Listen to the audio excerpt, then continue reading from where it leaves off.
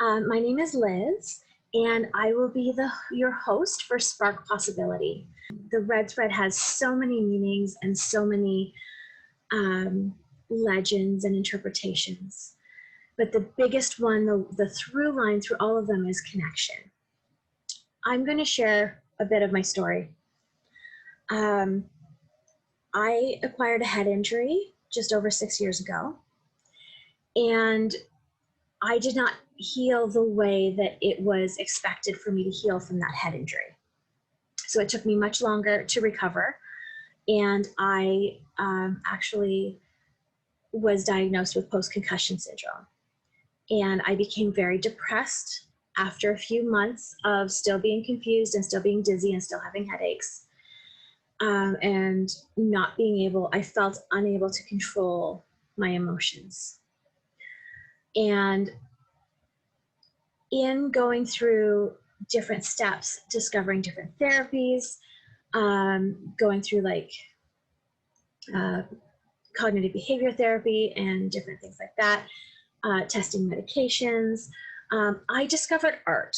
I discovered art journaling, and I found that being creative is very, very healing. And so a creative self-care practice that can look like having a little dance party every day. That can look like writing a gratitude journal. That can look like literally painting a drop of paint a day or making a mark on a page. It can be so many things, whatever you want it to look like, whatever really feeds your soul. So I believe that art is like an emotional oxygen mask. It's something that we need, the same as oxygen, the same as food, the same as water. And it doesn't have to look the same. It doesn't have to be what we generally consider mainstream art, right? Cooking is very creative. And so any practice that you do, if you meditate, if you do yoga, those can be considered creative.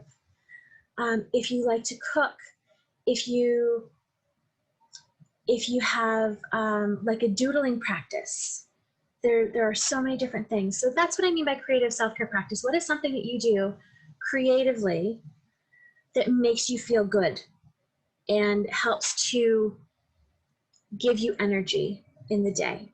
It's about so much more than making something pretty and that other people accept and love.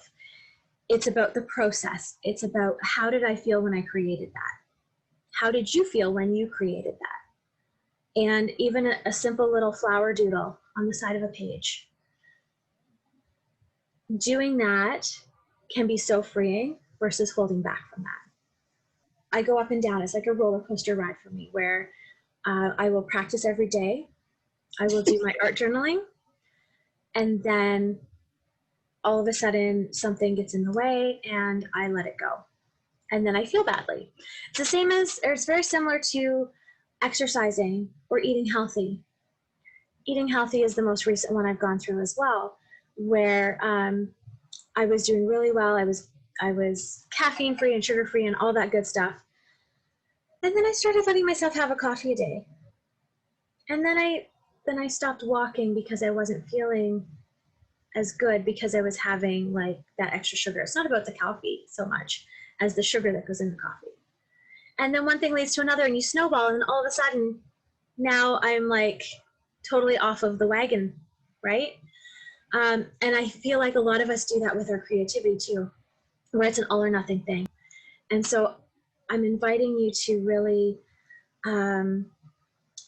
look at what could you do for yourself today or this week to bring back some of that creativity. Can you commit 5 minutes? We get to schedule in time for ourselves. We schedule in time to shower. We schedule in time to brush our teeth. We get to schedule in time to create something. We get to write ourselves permission to do the things that we want to do, and sometimes even to do the hard things. And sometimes the hard things are the really simple, easy things. You get into this flow, this rhythm, and it's kind of magical when it happens. We get to use the watercolor paper. And it doesn't have to be perfect and beautiful. We get to use it. Enjoy your art supplies. We get to embrace imperfect because the beauty's in the mess. I really do believe that. I wrote a poem about giving myself permission. This is my poem, and it's called Permission Granted. I give myself permission to surrender, to trust, to take committed action towards my goals, knowing the universe has my back. I give myself permission to dream big dreams, to hold my vision high and share it with the world around me. I give myself permission to sing, to speak up, to use my voice to express my truth, to be unapologetically me.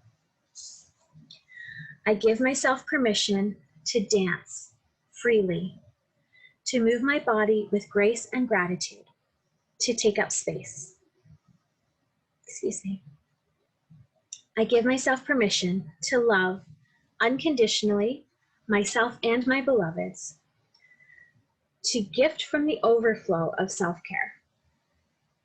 I give myself permission to shine with courage, guiding others to shine their light too, sparking possibility and opening doors. I give myself permission to be messy, to make mistakes, to accept myself as I am and embrace the beauty of imperfection. I give myself permission to celebrate every step, big or small, forwards or back. Every step is a piece of my path. Thank you.